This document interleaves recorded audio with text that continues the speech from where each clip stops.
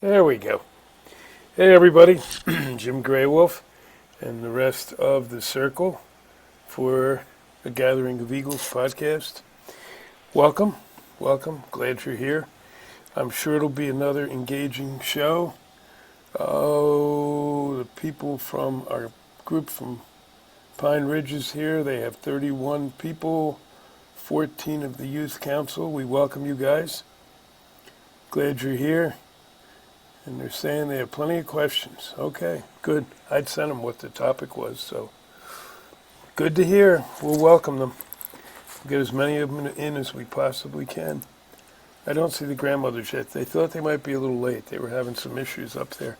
I don't know if it's because of the fires or the weather or what, but they thought they'd be here maybe late. So I'll keep watching. Parts Uh, of I don't uh, know if they're in Appleton, but parts of Appleton also got hit with a tornado. oh, really? Didn't make the Wow. news. They did. Of course not. Yeah.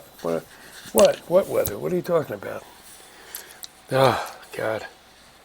Yeah, I was talking to a couple people earlier who were up there in Spokane. Whoa. They lost their house. And a big part of Spokane is gone, burned to the ground. Big sections of it. And other sections are really damaged. And of course, you can't breathe, so you can't go near it because the smoke and ash is a mess. Yeah, I drove up to Sedona today. I had a couple meetings. And up there, it was horrible too. I had trouble breathing. And I don't even know what fires that's from. I thought the fire was out up our canyon there. It's all over the place. There's so many fires, it's just spreading everywhere. So we will deal.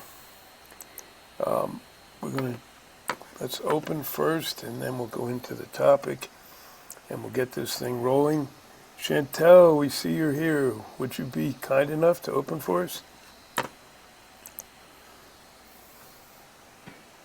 Bonjour, Annie, Gakalawia.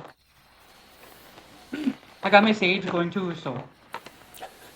Bonjour, Annie, and Manidu Dag Minawa, Najib, Madizig, Minominakwe, Nidiznikaz, Jaganashimang, Chantel, Awaza Sin, Nindu Dame, Obashing, Nindu Jaba.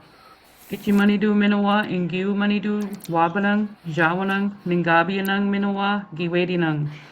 Manidug Oma Akin, Mama Aki, Minowa de Gijik, Manidug Ishbaming, Minowa Manidug Nibikung, Daga Odapinik wa Ao Asema, Jawanim, Jaga Ganawanim, Wedakau, Minowa, Jawanishinam, Najib Madizig, Widakawishin, G Minu Gunawa Ba Magwa, G Minu Gunu Nagwa, Minowa, Mino Dudawagwa, Najib Madizig, G Nanda Gikandaman, Ojabwe Moen, Minowa, Anishinaabe Ijatwawan.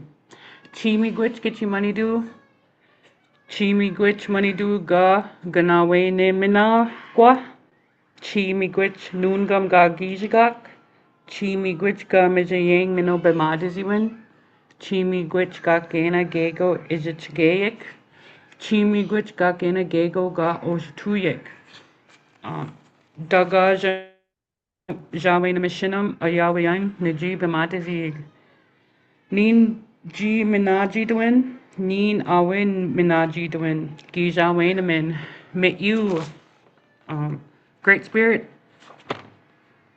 Hello, I'm calling upon the Great Spirit and my fellow living beings, those spirits in the east and the south and in the west and in the north, spirits here on earth, Mother Earth and Father Sky, spirits above and spirits of the waters. Please accept this tobacco to love them, have compassion for them, take care of them, help them.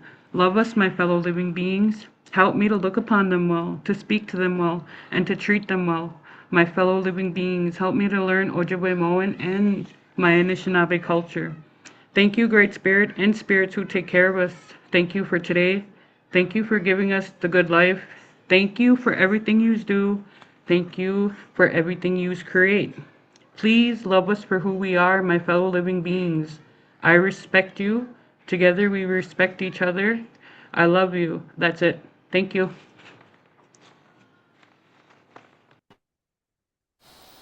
Thanks, Chantel. Powerful as always. Much, much, much appreciated.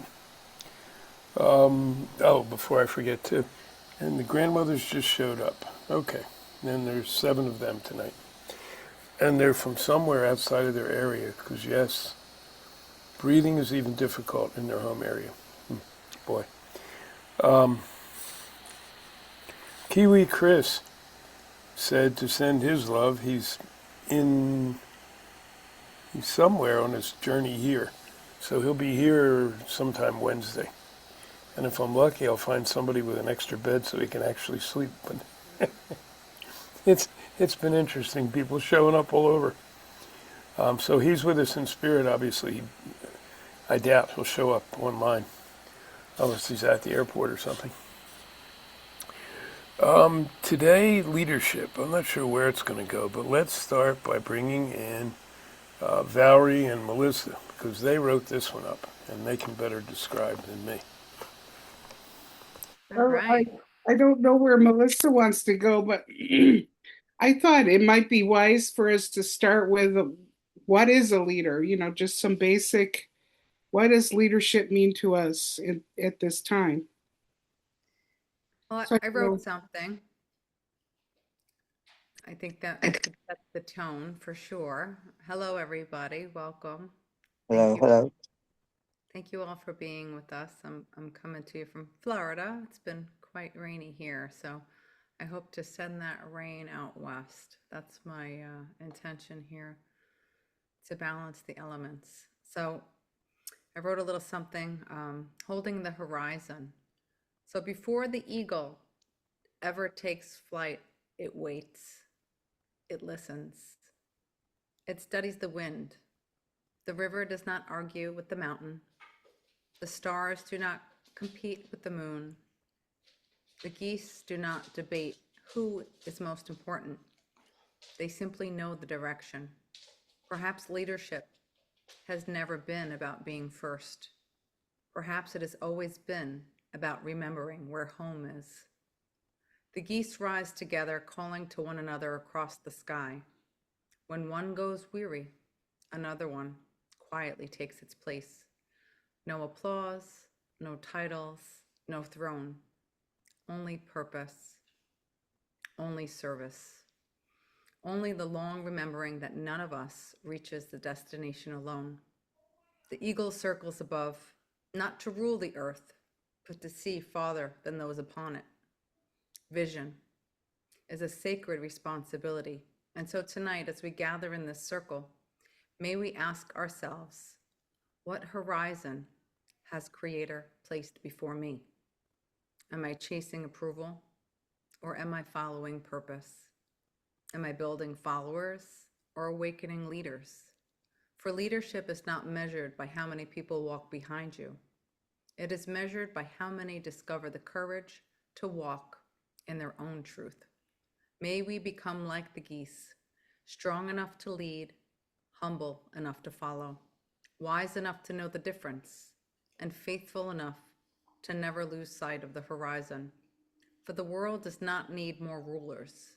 It needs more caretakers, more listeners, more bridge builders, more people willing to carry the fire until another is ready to receive it. May our words tonight be medicine. May our listening be prayer. May our circle become a compass.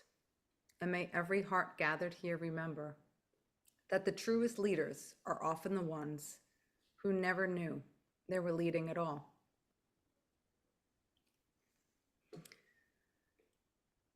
So we'll talk a little bit about that. I can't think, we can't really talk about leadership without freedom. That's what was coming in my head today. And then, of course, my friend Rudy Steiner comes in, and he wrote The Philosophy of Freedom, right? To live in love toward our actions and to let live in understanding toward the other's will is the fundamental maxim of free human beings. So that's profound for leadership. A true leader never manipulates another's will. They create conditions in which others become free enough to discover their own. So I'll put that down there. Okay. Yeah, that's good. I would debate that with you. You're talking about a good, positive leader, and then I totally agree.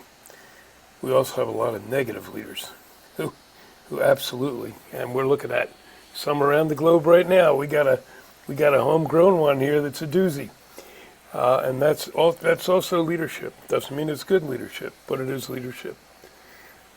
So yeah, maybe we'll differentiate a little between those as well. I'm just seeing here in the notes. Whoops. Robbie, I think Robbie put it out there. No, yes. Yeah, Robbie. The protests going on in Great Britain about the changes to the education that the government's pushing through. I did know a little, but only because some of my friends in Great Britain were telling me. And somebody else said, no, we don't really see it here in the media, and that's exactly right. We're not seeing much of anything anywhere. The media has been closeted. It's been controlled. It's been bought, controlled more than it ever has been.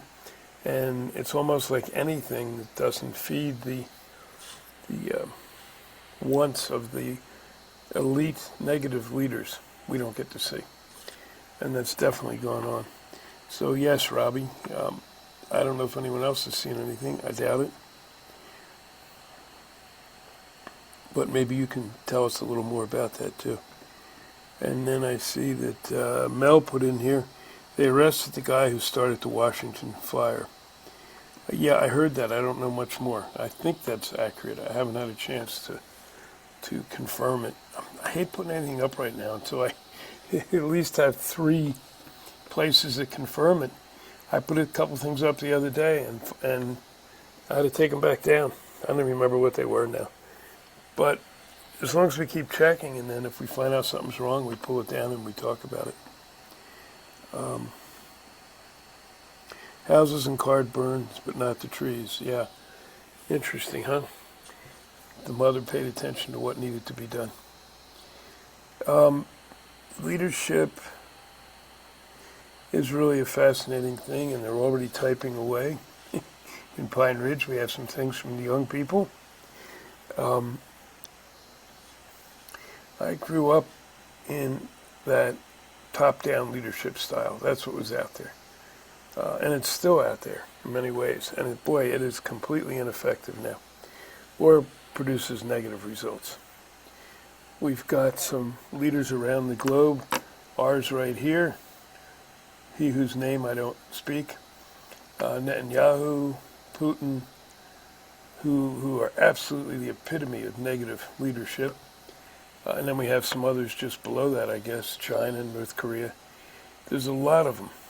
And the trick now, I think, is as we create the new, to eliminate that. We don't need it. We're starting to see it.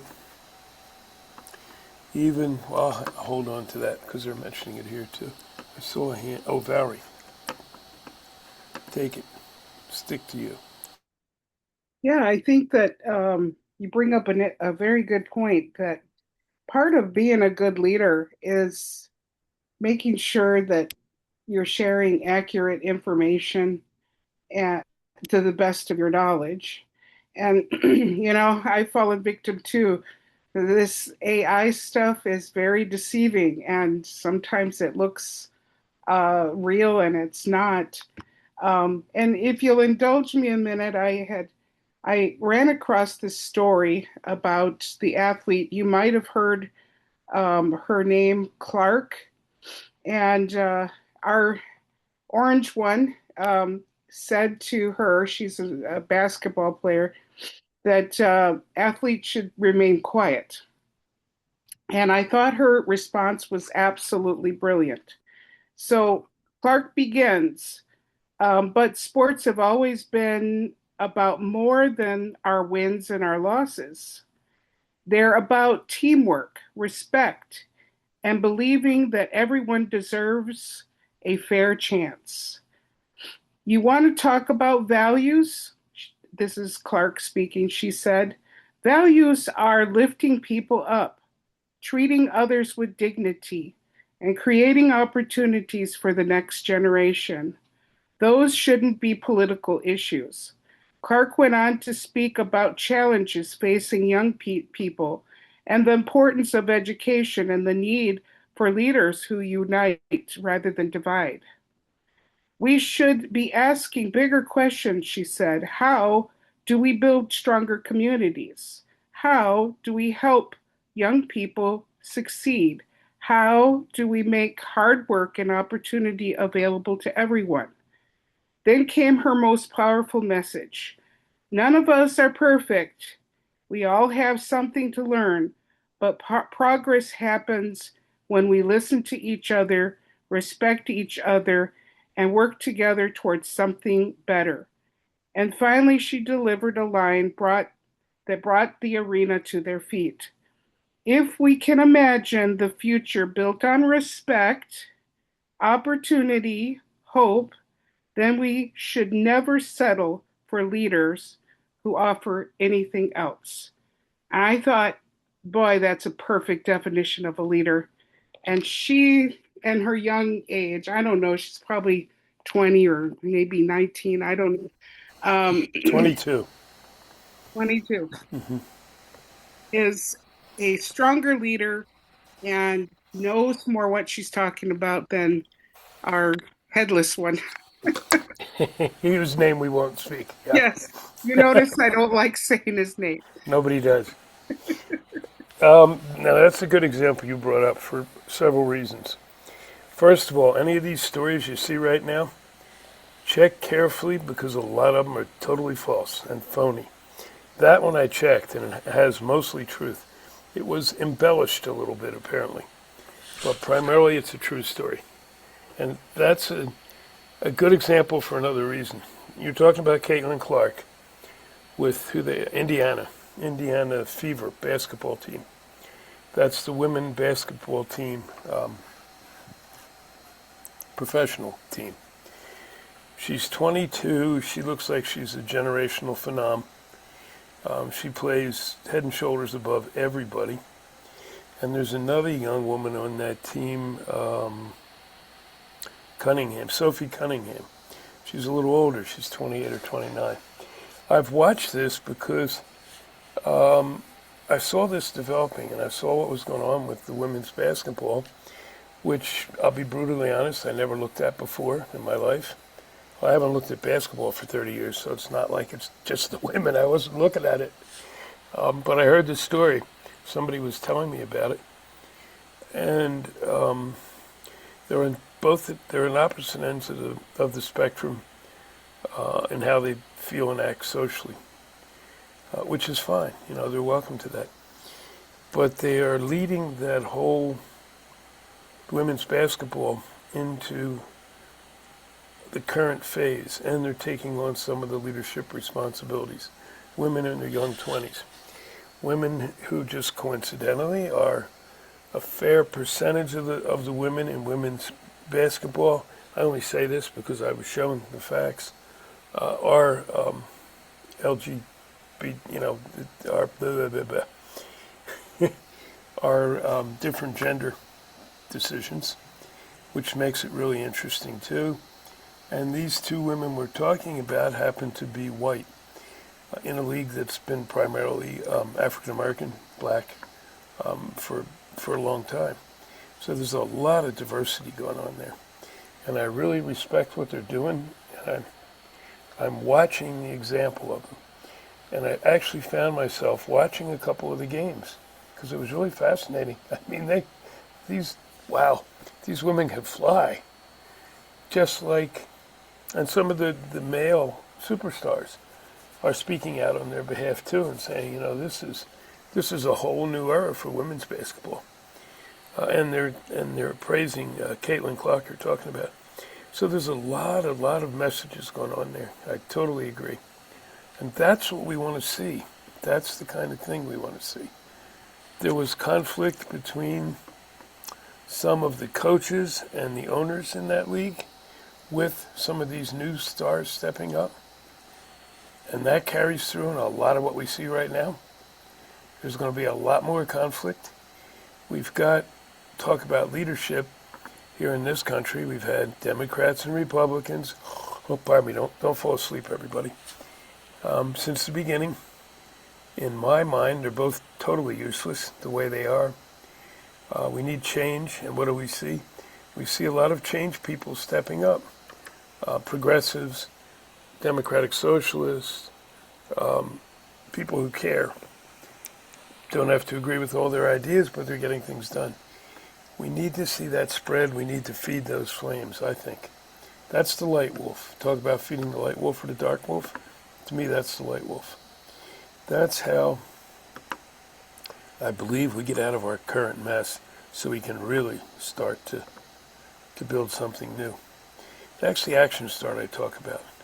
Mixing it and making sure we cover it with prayer, teaching as we act, and of course with ceremony. We got this, and we'll continue to get it. It's not fun. It's not pleasant. I mean, some of it is so crazy. We get into more of that later, but that was a great one to start with, Valerie. All right, let me feed one in. From Pine Ridge, whoops. From the Youth Council. Okay, bingo. They're saying I talk about, and I do. I talk about leading in circle. That's what we do on the reservation. It's not perfect. We also have leaders who really do not deserve to lead anymore. The old way was to lead by counsel. He who had the most skill would step up, lead, and then step down. There was never one chief. There were many chiefs. We need to go back to that, in our opinion. What do you all think? So, there's from them. Yeah, a lot of people who don't know anything about indigenous culture think that every indigenous culture had one chief. And that was the chief of the whole clan, tribe, whatever. And almost in every case, that's not the case. There are a lot of chiefs for the different parts. There usually was a tribal chief, a head, and now they use different names, terms for that too. They're escaping me. Someone else will know. But leading in circle is not easy. I've tried it in numerous organizations, including a couple right now, but it's something we really need to get to. No one or two people are going to get it right. I don't care who you are. Everything is too elaborate right now. Okay, stick in the middle. Oh, there's more coming, but we'll let that for later if anybody else wishes to speak.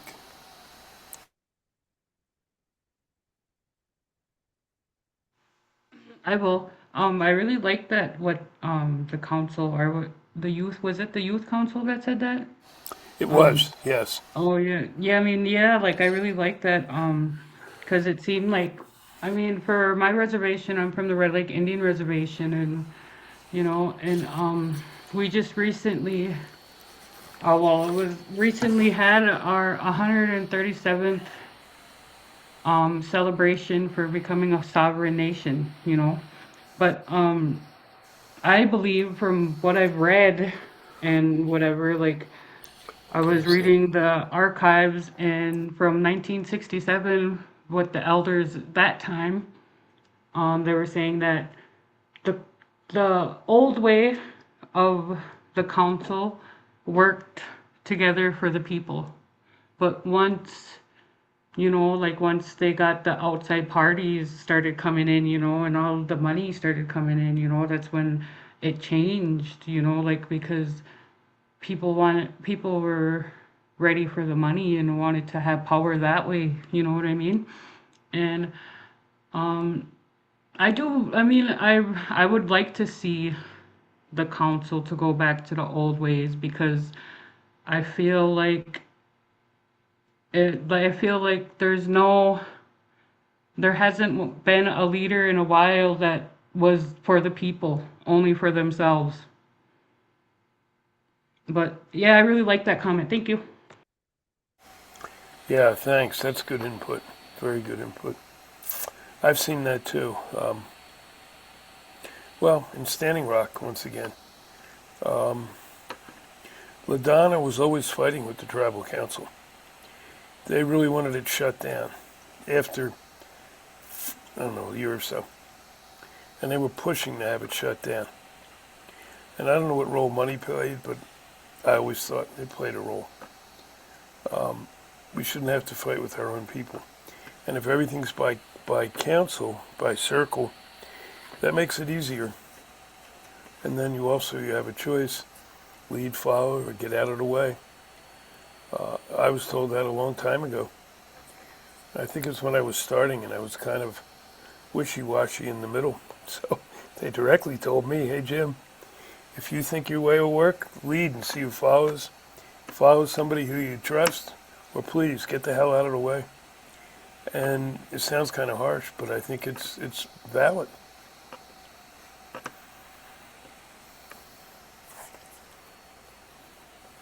Anybody? Anybody want to stick? I'll jump in there. Yeah.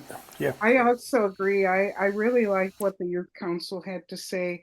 And I've thought about that, the contrast between really, the term chief is just not very accurate. And the matriarchal societies, often there were, at least I know the Cherokee, there were female leaders, and often what kind of would be called a chief. There was the war chief as well as, so there was it was a complicated, it was not just one, much like what they're describing, that there was not just one. Um, and then the other thing that, at least for me in my own journey of life, I went into education because I like to be with people who were community oriented, that were interested in helping and working toward positive goals. And then crept in a new kind of movement, which is to bring the business world into education. And I thought that was a real setback because I kept saying as this change was going on, uh, children are not products. Just want you to know, children are not the same as business, and it shifted the attention away from children and more toward other things like test scores and such like. And that was a dehumanizing of our children. So I'm just saying that I think that the old way is the right way, because then you would have been centered on the needs of the community, and focusing um, on that. And to me, that's what leadership is. The leader is in touch with the needs of their people, and speaking for their best interest. And we have everything basically reversed now. And how did it get there? It's just maybe not even worth looking back on, but uh, built on a lot of falsehoods. And I think that's why that whole, opening up with talking about looking out for be careful with AI, because there's just so little, there's a lot of it, and it's very convincing. And we're living in a time where we're having to sift through that, but it's very important, because each of us become leaders. We have to each be responsible for trying to be as truthful as possible and trying to act in the best interest of others, not just always for ourselves. So we truly each become our own leaders, and careful who we support, make sure we know what we're doing, who we're following. So, all right, talking stick in the middle, you guys. That was good. Thank you. Yeah, very good. Something came, well, guys, I'll get to more of yours in a bit. Now we have a lot of hands, so that's good. We'll work everything in. Yeah, well, let's take the hands. Don, I think you were next.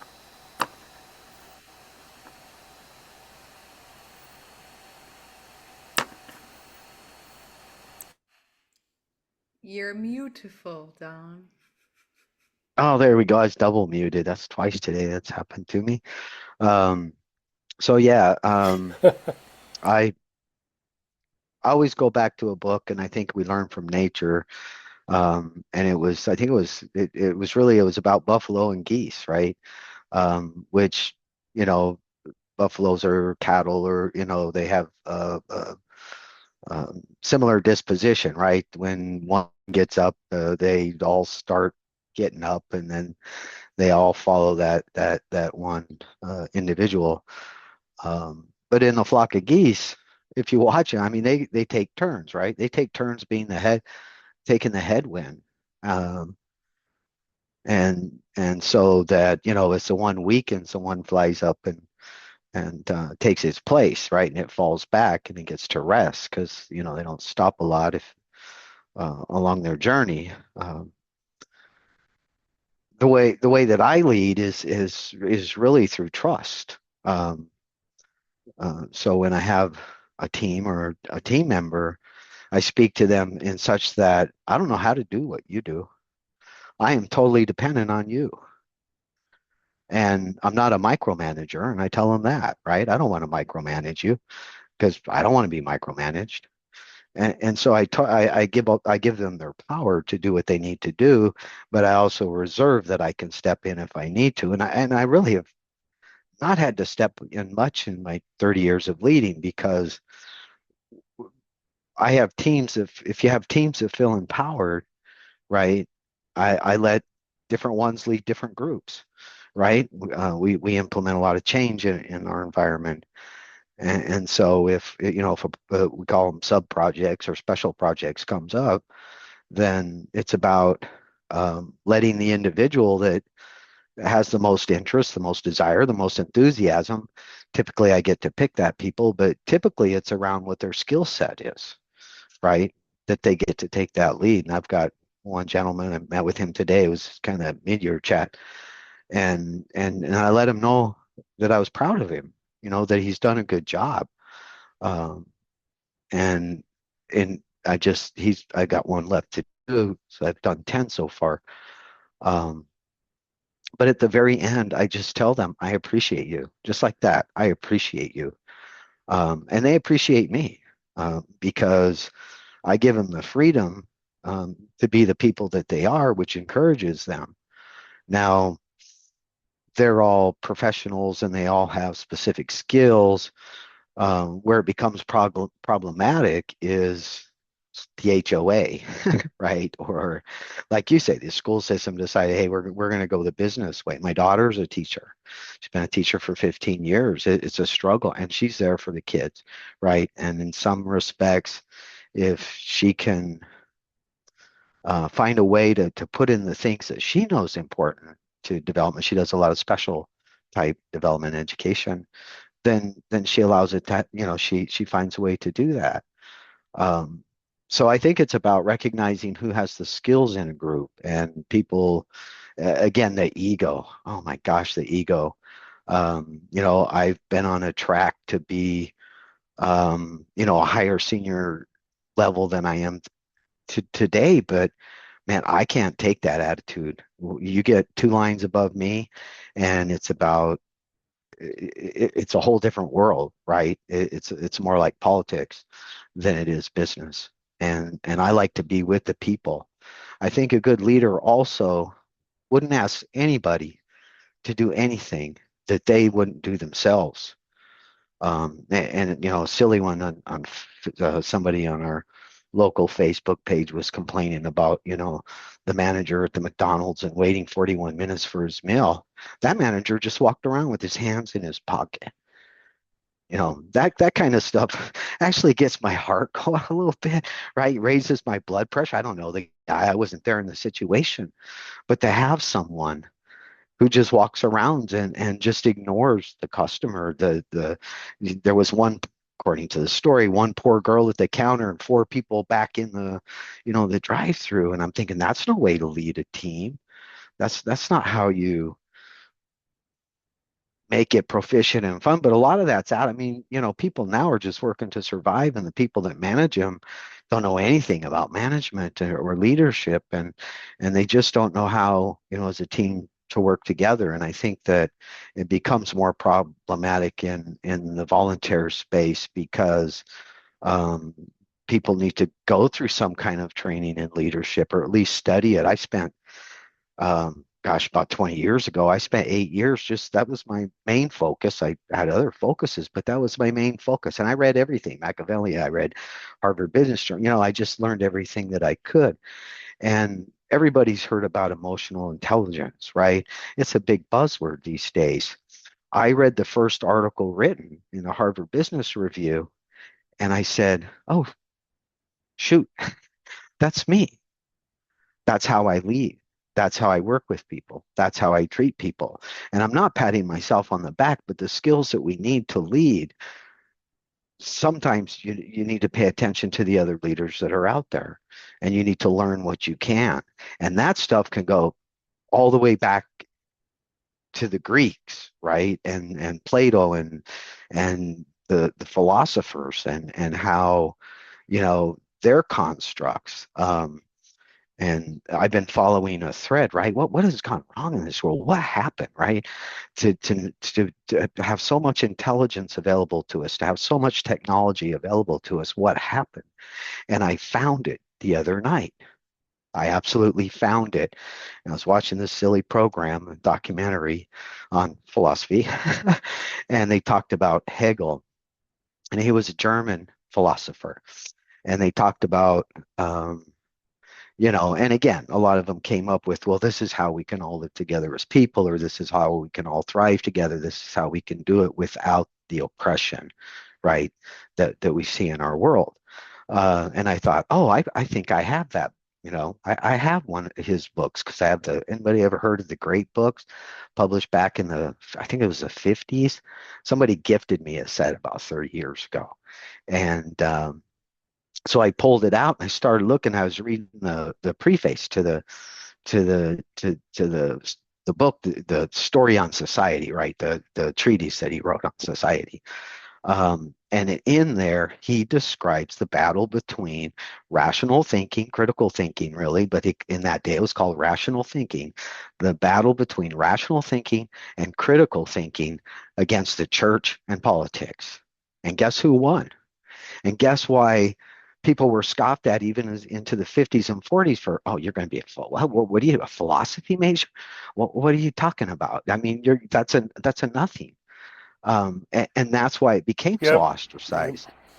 So I'll stop there. I've gone on, but I wanted to kind of start today and end somewhere. And so we've got to take that back. That's great. We have to take back the circle, and we need to be flocks of geese with the right people. So stick in the middle. That's really good and absolutely correct. It's but it's also it can be a warning. You got to be careful because I've fallen into that too. I won't ask anyone to do anything, as you said, if I won't do it, and do it at my hardest and my longest. And so I have run things where I was trying to run in circle and let it move, and then people would be bucking the system. I felt, or it was moving so slowly, and it's like, well, if I'm willing to do this much, why isn't everybody else? And so I would become a stronger, more individual leader than I wanted to be. Other times I've been asked to do that. Oh, Jim, you know this part better than anybody. Come on, pick it up and lead it. Let's not waste time. You already know it. And suddenly you find yourself doing that, and you've lost a lot. The end product is really affected by how you get there, too. And I hear you, Don. I mean, ever since I was made fun of for leading like Lincoln from the middle, I've valued that. I love to lead from the middle. Right now, it's hard for some of us because we see what's going on. I see all the pain out there. So many people waking up suddenly and looking around and going, what, when did this happen? Because they're suddenly awake totally, and it's hitting them like a 2x4 over the head. And I'd like to just grab the reins and come up with something, but we can't do that. We have to work our way through it. So yeah, it's watching self too as we do it, and just turn over to somebody else whenever you can. If they have better skills, sit the hell down, take a break, relax. So that was really good. Robbie, you were next. In the UK, the government's put in attendance and compliance before the well-being of children, which a lot of the protest is about. They're doing things like fining us for not learning. Well, traumatised children can't learn, and they don't want to be in that kind of environment. The politicians are also putting their party before the people they're supposed to represent, and the policies are actually decided by the biggest donors to parties. And there's actually no difference between the parties because whichever one's in, they're doing the policies are almost identical, and they're just doing what the biggest donors want.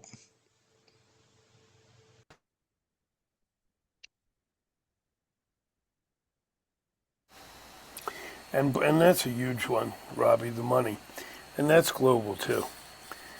Money is just, it's taken over politics, it's taken over education, it's taken over financial systems, communications. It's basically polluted every system that's out there. And as we rebuild, we're going to have to find ways to offset that because nothing will work. Like you're saying, it's the same thing here, Robbie. It's not who's the best candidate anymore. It's how much money will they pour into them. And they're pouring billions of dollars into some of these people. They're afraid that some new blood might come in. That's why they're doing it, but it doesn't matter. They're buying the system, and there's a lot of people that are not savvy, and they buy the lies. I listen to some of the lies now, and I just shake my head. It's like, who the hell can believe that? But I know that they do, and some of them are the ones who are waking up. Them, I have a lot of sympathy for because I remember when I started to wake up, and I was looking around going, where'd this come from? So thanks, Robbie. That's really excellent. I see Marcy has her hand up. Zawn had her hand up, but I guess you put it down. So move on, Marcy. Move on. I didn't read it that way. I'm So sorry. yeah, Move, yeah, move to Marcy. get out of here. No, anyway, so I'm just gonna use different words for some of the things that were already said, but I think humility is a major component in a leader because they know, well, they're self-aware enough to know when their own ego thinking is present and they can put it aside for the good of the all. And the other part really is, if you remember, some of you may have read Celestine Prophecy. And one of the things they were, when the group was kind of in trouble and full of anxiety and trying to figure out what the next step was, they all sat quiet and looked at each other until the solution bubbled up in a given person. And they stood up and had to say what they had to say. And in that moment, they were the leader.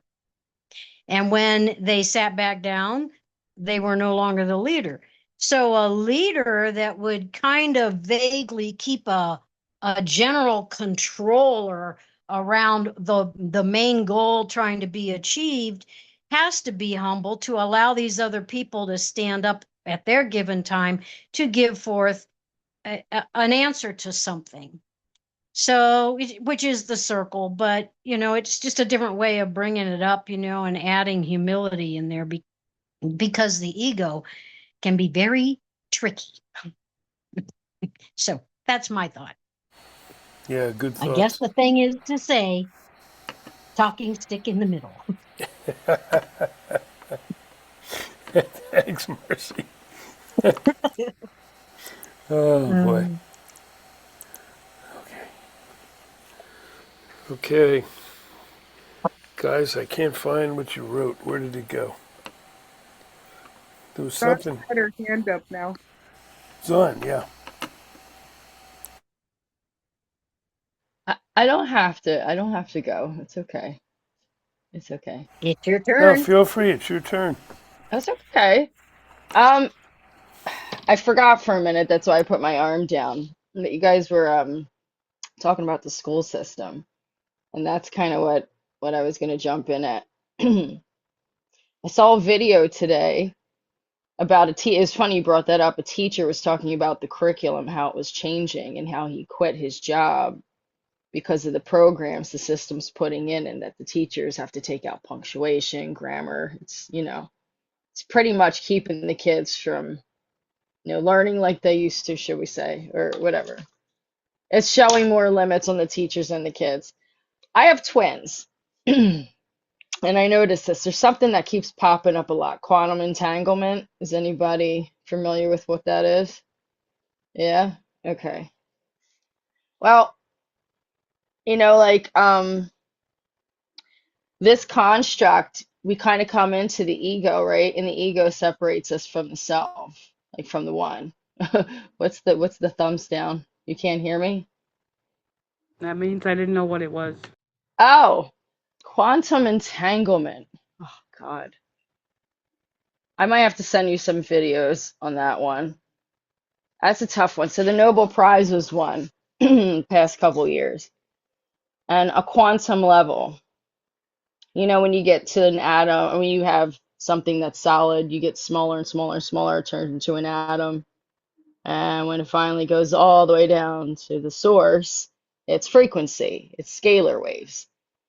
They also call that, what is it? Protons, right? Yeah. And there's something called ghost protons, something like that.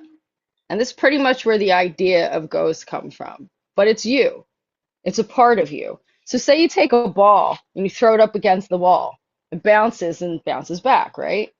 Well, if you get down to the smallest, smallest, smallest thing, which is a scalar wave, they actually have a measuring device where they were able to do this, and they can do this experiment where it goes through the barrier instead of bouncing back. I don't know else how I can explain this, guys. I'm gonna have to send you videos. Um, it's pretty much what I'm. Sorry. All right, cancel clear. Let me get back to the kid. Let me get back to the kids and the separation. So you come into here with ego, right? And ego separates you from the self. I noticed this in the school. I have twins. In the very beginning, my kids had their own language and they understood each other like you wouldn't believe. Kind of understood them, but they understood each other really well. Like they had their own language. It was really cool. Almost like it reminds me now when I think back of light language now that I've heard it. And just hear me out for a minute. Kids they don't have the veil on them so much, right? So I noticed in the school system with twins, when you put them in there, the first thing they do in kindergarten is like, we have to separate them. I'm like, why do you have to separate them? And they're like, well, because they have their own language and they're not going to be able to understand other people's language because they're just going to stick with each other's. That's the most familiar. So we have to separate and put them in separate classes so that they forget that language and they start acclimating to everyone else's. That way we all understand them. Okay, I understand that. So we separated them. Yes, they forgot their language and they remembered the other ones. But I always remembered how interesting it sounded. So later during school, we had an option to put them back together for 1 year. And when we did that, bringing them back together, their grades skyrocketed. When we had challenges before that, I think it was like second grade. So we decided to keep them in the same class all the way up till now fifth grade. But we had some challenges with it. The school system themselves would fight us on that. But now I just saw some videos recently on quantum physics and how twins represent kind of like a quantum proof that we're all one and we start to separate. And that through like language, you know what I mean? They show that twins, when they have twins together, they have a language, they have this connection, this understanding. And the school system, like, it's like they've been trained to pull that apart. I don't know if that makes sense to you. But it's just something I've recognized. And I've also recognized when you come into this world, you come into the ego and you come into separation. This whole thing is about separation. You know what I mean? That's what we're flipping the switch on. So I don't know if that any of that made sense. I probably shouldn't have spoken. That's why I put my hand down because I wasn't. It was here and then it went away and I forgot. You know. No, that's good. And I learned a long time ago. Sometimes when I speak, I make no sense to myself, but other people are going, yeah, that's really good. Okay. Sometimes we're just carrying the message. Christopher.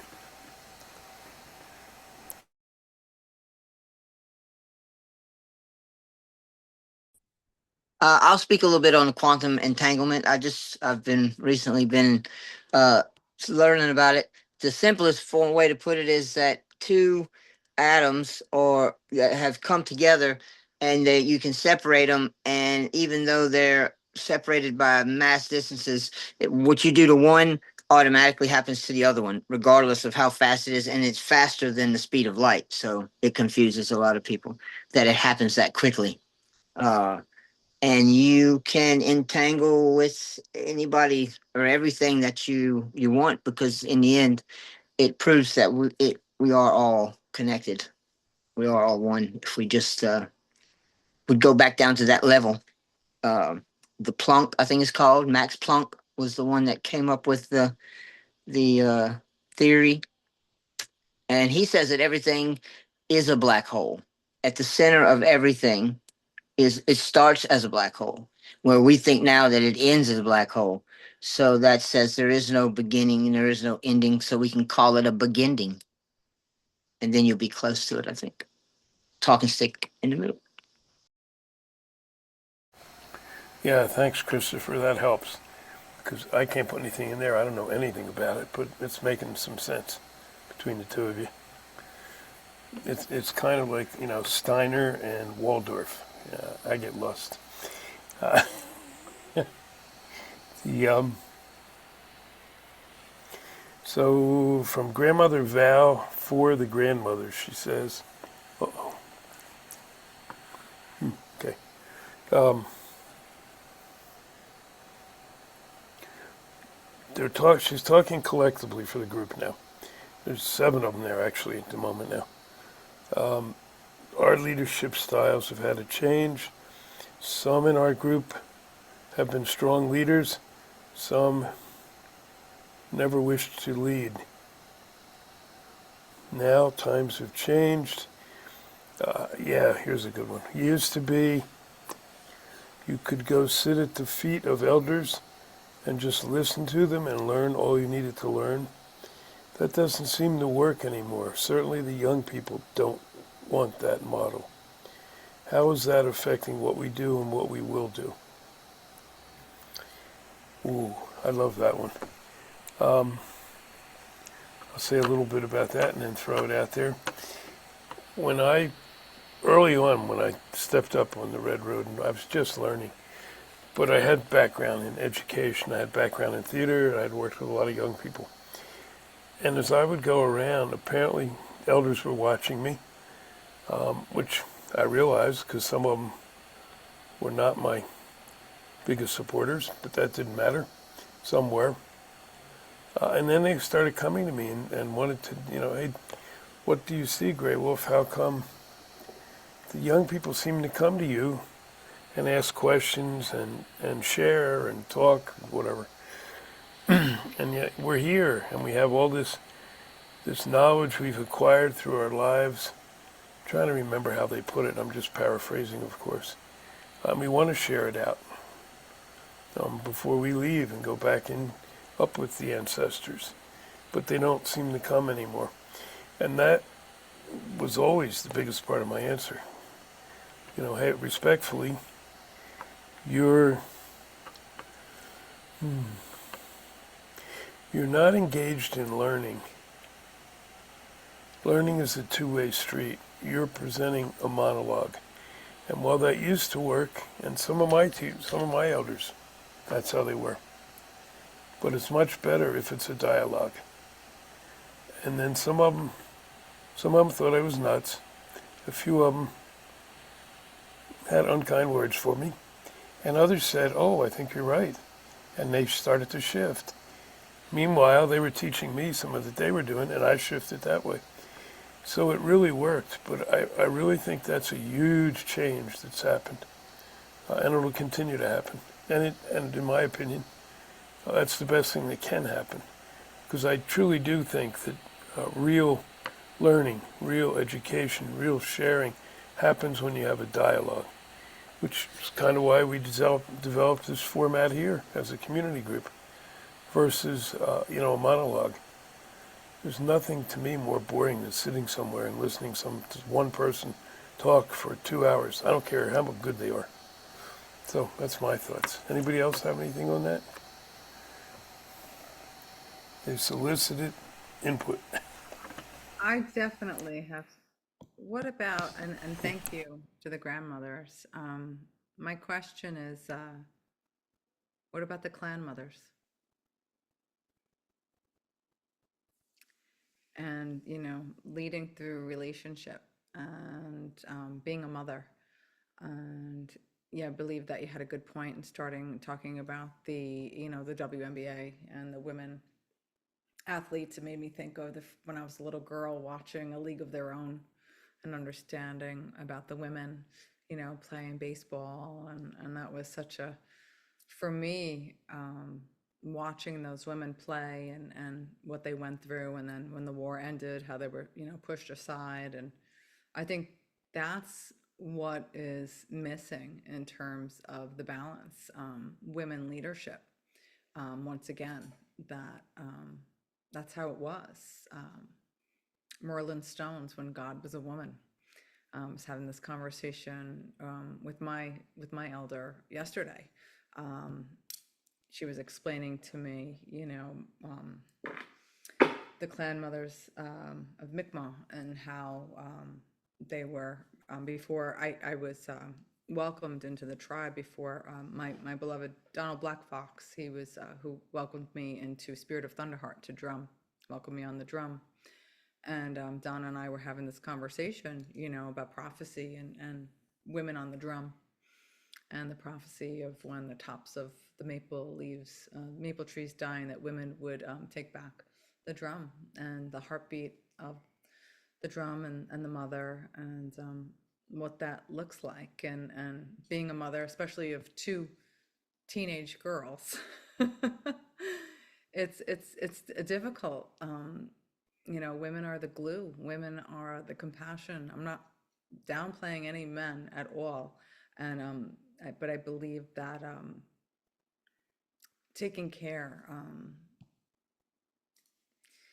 Women tend to be softer, um, more compassionate. I remember in my yoga teacher training, we learned about a technique when you were pregnant. If you were pregnant with a male child as opposed to a female child, that there biologically there was almost like an acid bath that went in the utero to harden the men, because the men are supposed to be the ones that are the warriors, where the women are more the caretakers. And there was a biological change to make men less emotional than women, because what they had to do, what their role was biologically. So I believe that that's something to talk about, is the leadership, the grandmothers, the counselors, the school teachers, right? When you think of how that educational was. I was a tenured school social worker, public school. I worked in many different educational settings in my career, beginning in residential foster care, creating schools for children, and then going into public education. And then after I had both my children, I decided, well, was I going to pay, $4,000 a month in childcare, or am I going to work? And so I took a part-time position at the Waldorf School, and that was a very spiritual experience. I had lit a green candle. It said a prayer for prosperity, and an email came in about this position, looking for somebody on a spiritual path to teach health and education and the fertility curriculum, and there's where I discovered the evolution of consciousness, and I love that you brought up Hegel too, because he's very connected to Steiner. Steiner took a little bit further,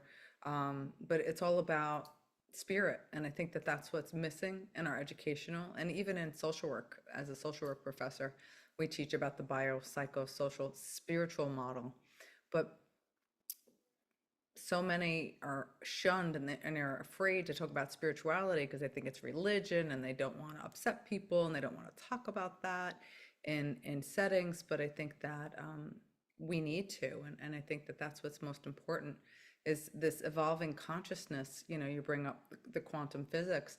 Absolutely. These are things that we can't see with the naked eye, but we feel. And so I think it's important that we talk about the importance of women leadership, like you began talking about, Jim, with the basketball, and how that will help balance the imbalance with the leaders that we have today. So I think discernment is so important. It's really hard because, yeah, the money is right now what's ruling the roost. But we both know, I think many of us here, we're very woke.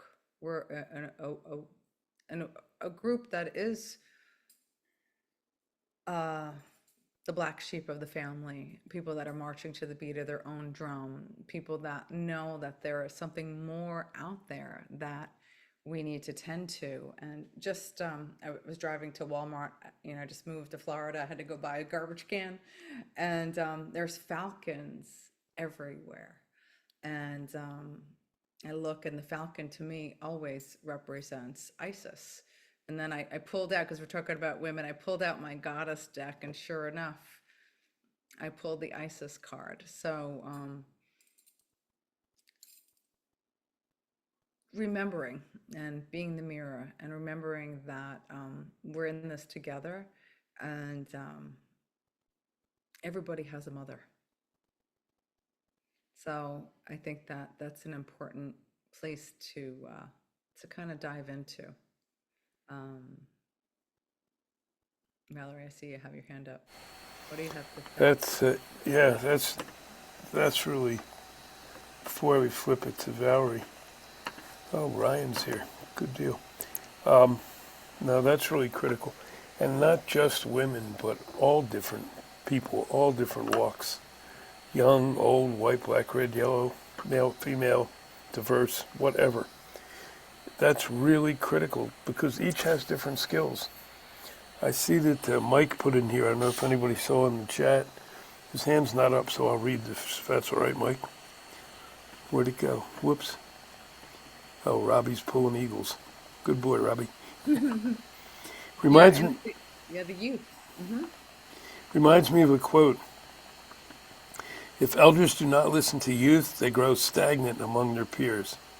If youth do not listen to elders, they fall behind. That's a beautiful quote, and I'm going to print that one and put that with my quotes, because that's absolutely right. That's what I've seen for so long. At my age, I know what still keeps me fresh, at least as fresh as I can be, is the young people, all the feedback I get, all the questions they ask me, the way they challenge me. That keeps me fresh.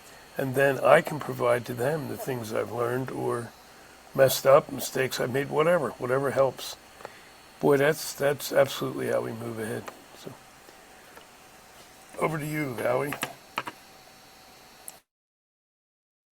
Well, there's a great equalizer. I'm going to tell you, when it's about a mile wide tornado that's barreling down on you, it doesn't matter whether you've got money or not. Let me tell you, because it's a great equalizer.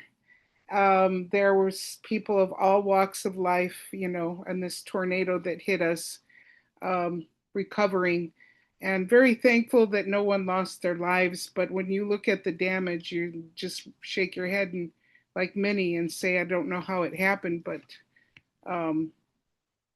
everyone made it through.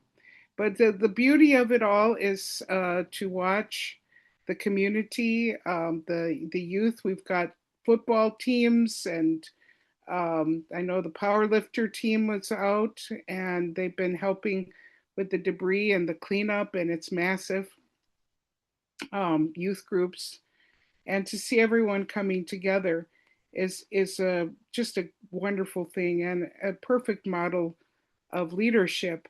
I was a little frustrated because they had caught a looter right in front of my house, and it took an entire week before the Wisconsin National Guard arrived, and I was frustrated because literally 8 o'clock the next morning after the tornado had hit, there was already looters, and frustrated because now you have to go through certain steps before you can get the National Guard, and I'm like, what? That's the purpose of the National. That's why they were created, was for things like this.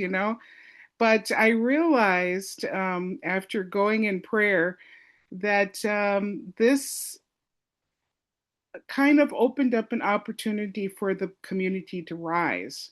Because if the National Guard had just come storming in and put order to the place, which is what I had hoped for, but if they had, then there wouldn't have been the stepping up of the community as it was. And really, what happened is the community saw through, much like what we're seeing. It's a time where we're having to use our discernment. And some of the construction workers and roofers were just volunteering their own time to get tarps put up on roofs before it rained. And they were very frustrated because there were guys in clipboards walking around trying to pressure people into signing a contract. And that was part of the learning too, because I was revealed through prayer that this is what the new world is going to be built on. It's going to be built on these communities these networks that are being created as the wildfires are running through, and the tornadoes and the hurricanes. These networks of friends and family just all coming together to support each other is what the new world is going to be built on, or is already being built on. And that was an important part of the whole learning experience. All right, thank you all. Talking stick in the middle. Yeah, boy, there's a lot of juice here tonight. That's interesting. Welcome, Ryan. Interesting, Jerry's hand went up because I was going to mention, I was asked by the youth council, what has happened to grandfather Jerry? We really miss his stories. And I told him, well, he happens to be here tonight, so I will share. I'll share that. And then your hand went up, so it's yours, Jerry.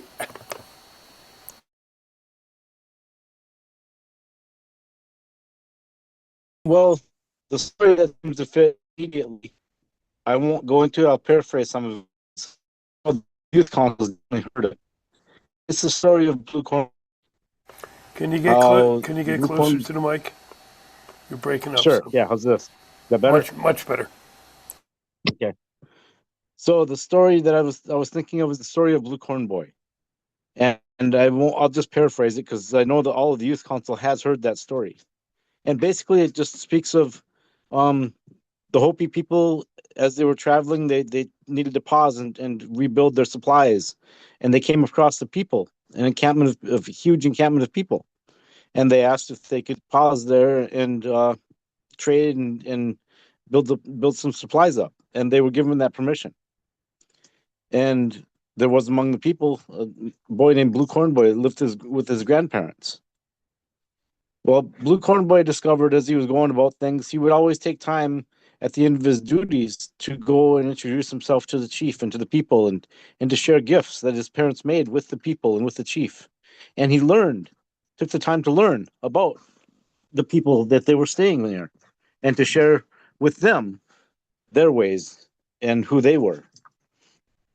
Blue Corn Boy noticed that there was a contest going on to the winner of the contest would be the one that would marry the chief's daughter. Blue Corn Boy noticed, though, that things were not being done.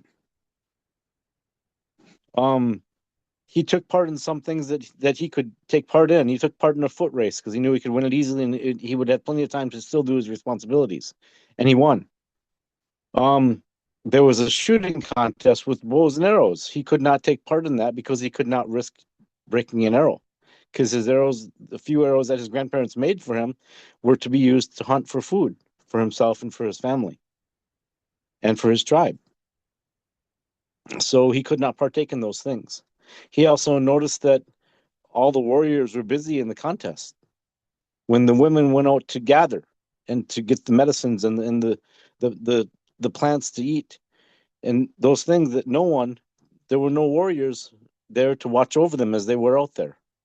So Blue Corn Boy would take a moment each day to watch over the women from a distance, so he wouldn't be seen, to keep them safe. After the competition was done, and the chief was to decide who the greatest warrior was. And it was decided that the greatest warrior was Blue Corn Boy. Because what Blue Corn Boy did, he never stopped fulfilling his responsibilities. That was his focus. That was his goal. That's what he did. And so he was the greatest warrior of the people. He embodied the qualities of a great leader. He didn't seek leadership. He didn't seek to be known as the greatest warrior. He embodied those things, and he just lived and fulfilled his responsibilities. And that, to me, is a sign of a great leader. A leader doesn't order people around. A leader, in my book, leads by example, and others will come to them and ask for that person's advice. But a leader won't say, you need to do this and you need to do that. May make suggestions, but especially in traditional ways, a leader isn't one that tells people what to do. A leader will give guidance, but doesn't place themselves in a position where everybody needs to look to them. Stick in the middle. Yeah, yes, good advice. And oops. So our council is saying,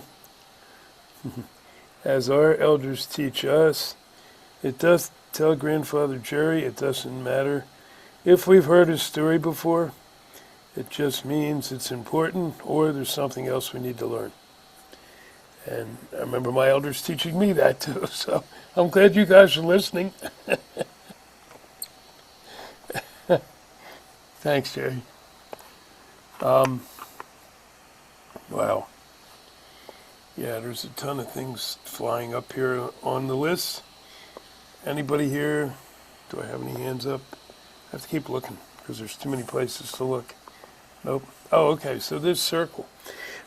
Tom said this out of Pine Ridge, that we're a good example here. And I agree with him. Yeah, I'm not the leader of this, or if somebody else is doing it 1 week or whatever. Facilitating, moving it along. And I think that's part of what Jerry was getting at too. To me, a good leader moves things along, keeps things moving. If I'm leading something, if somebody in the team comes and asks me, wow, do you know how I could do this better? Then sure, I'll go and say, yeah, do this, this, and this. Ideally, I don't just say, okay, you do this and you do that. And it's easy to fall into that, especially if you really care about what you're doing. So it's watching yourself as the circle moves. Oops.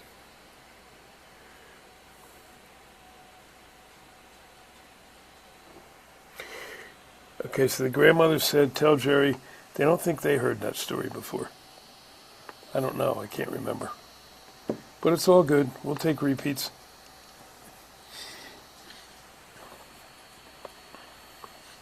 It's good seeing my brother Ryan here too. We had a lodge here Sunday. Really, really powerful. I was moved not to advertise this one, but to keep it within our Sweat Lodge group here, which is about, 15 of us. 7 of us showed up. because it was about 106 when we went in at 5 o'clock and still going up. So it was a wee bit warm. We didn't heat all the rocks, only a small number. But it was a really powerful lodge, and I think I've heard back pretty much from everybody in there. I was just with one of the people this afternoon, and we're talking about projects we need to move ahead with that came to them during the lodge. I had some doors swing open in me that I've been exploring ever since. So it's that, once again, it's that mix. To me, it's the four pieces. I don't care, maybe it's five for you or three, but action, prayer, education, and ceremony. They just weave together so beautifully when you don't try to control it. You just let it happen. So thank you for that. Oops. Anybody? Jerry? Okay, it's been requested. So, this is the story of Blue Corn Boy. This happened during the time of the Great Migration. As the people journeyed, they would often cross the land of another people who had already settled down for all time. Always, they would go to the leaders of these people and ask permission to camp and to hunt or gather foods. And so it was that one day in the time of the plentiful moon, they came upon a huge encampment of strangers. They sought permission to rest here a while. They were granted permission to remain and be part of the camp, and to gather what they needed and to hunt and fish. It was the fall camp of the nomadic people. All the clans had come together for visiting, feasts, ceremonies, and the like before they all broke up into smaller groups and went to their winter homes. There was among the people a young man named Blue Corn Boy. He journeyed with his grandparents. They were old and infirm, and he had to care for them. He stopped at the edge of the circle of his own people and unloaded his drag and began to set up the camp for himself and his grandparents. While supper supplies were readied, he brought firewood and then carried water. It was night by the time they had their campsite as they wanted. They visited as they did every night and discussed plans for what they needed to do before continuing on. The next morning, Blue Corn Boy's grandfather began making new arrows for him while his grandmother started to weave a large basket for gathering berries and nuts. Blue Corn Boy set out to hunt, but he didn't head straight for the forest. He went into the huge camp to explore. He noticed all the young men were not getting ready to go out and hunt. They were gathering near the tent of what appeared to be the chief. He went there too and stood at the back edge of the group.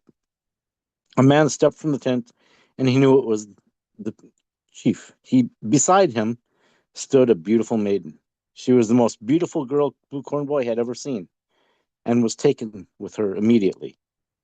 The chief addressed the group, and then the war chief spoke to the young men. Blue Corn Boy listened to everything, and then went about his responsibilities. That afternoon, he returned with fat rabbits for him and his grandparents to eat. As they prepared things, Blue Corn Boy told them what had happened that morning. The war chief and peace chief spoke to all the young men in this encampment. The chief has a beautiful daughter. She has intelligent eyes and is the most beautiful maiden I have ever seen. After her parents died, she was somehow left behind when enemies of theirs fled. The chief took the girl and raised her as his daughter. Now it is time for her to have a husband. She will become the wife of the greatest warrior in this camp. And so the young men are arranging many contests to prove their worthiness of her. He fell silent then, but his grandparents knew his heart. You wish that you could win her as your wife. But I cannot enter these contests, Blue Corn Boy said. No, you have responsibilities, but now she will have the chance to prove her worthiness of you.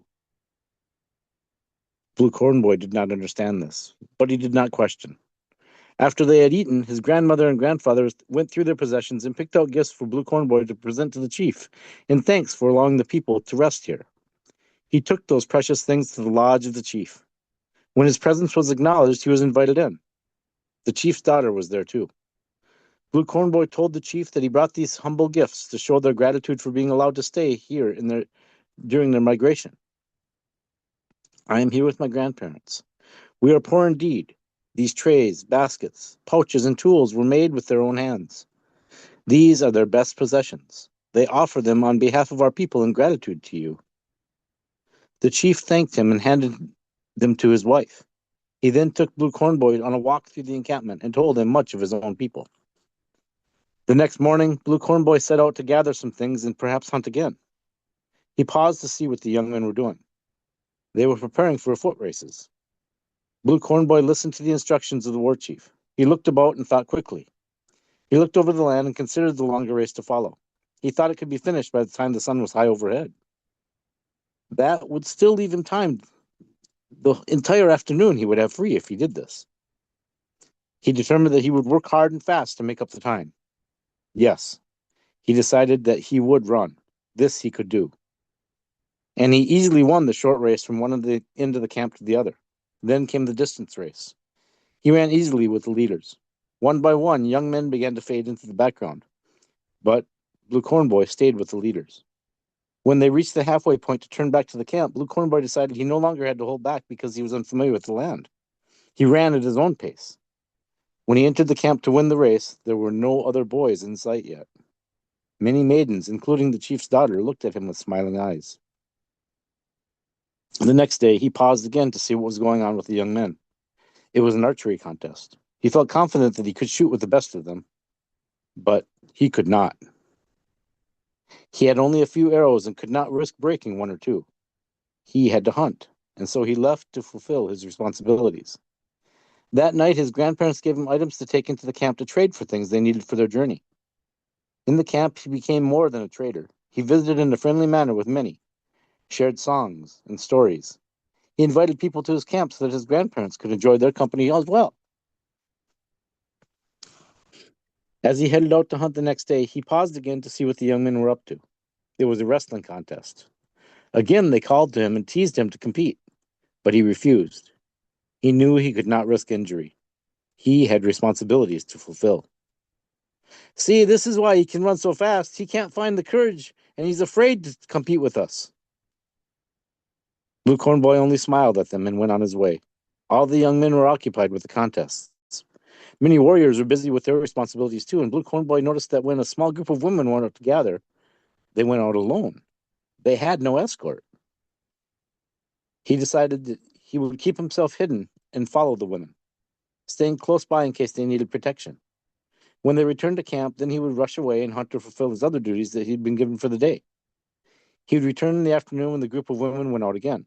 Again, he would hide nearby to keep a protective eye on them, and then rush away to finish his work for the day. Each day he would pause to see what contests were being held. Each night he visited in the camp or with people from the camp at the fire of his grandparents. As the young men battled to win the favor of the chief's daughter, Blue Corn Boy spent his days hunting and gathering, trying to keep a careful eye on the women who went out in the forest alone. One day, as he watched them, they turned back to head back to the camp. The chief's daughter paused and looked back. She looked back at a spot not far from him. She smiled, then turned and joined the other women. Blue Corn Boy realized that she must have seen him. She knew he was somewhere nearby. Now, he had not intended for any of them to know, and yet he was pleased with her knowing smile. When all the other contests were done, the war chief announced one final contest. The young men were free to do whatever they chose in an effort to prove themselves. Some of the undertakings were impressive indeed. One young man, armed only with a black obsidian knife, announced that he would bring back a deer. Others tried even more impressive feats. Blue Corn Boy continued as he had done every other day. He took care of his responsibilities. Soon the day arrived when it was time to end the grand encampment. People had to prepare to go their separate ways for their winter camps. The young men had finished all the contests. It was time for the decision of the marriage of the beautiful daughter of the chief. A large crowd had gathered near the chief's lodge for this matter. This had captured the attention of everyone. Blue Corn Boy was drawn there too. He stood a distance away, behind everyone gathered there. The chief and his daughter appeared. The chief made a short speech and then held a beautiful blanket that his wife had woven. "This is to be used in the union ceremony of my daughter, and she will present it to her husband." So the chief handed the blanket to the young woman. The young men who had competed were gathered at the front of the crowd. The maiden took the blanket from her father. She looked over the eager faces near her and started to walk forward. She walked through the little gathering of young men. The crowd gasped. They parted as she kept walking forward. She walked straight toward Blue Corn Boy. She stopped before him and offered him the blanket. A short time later, there was a ceremony of union. The chief's beautiful daughter married the greatest warrior, Blue Corn Boy. That is the story of Blue Corn Boy, as requested.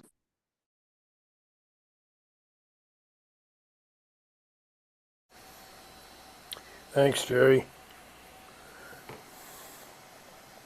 And the grandmothers are saying that was beautiful. We didn't mean you needed to tell it, but we really appreciate it.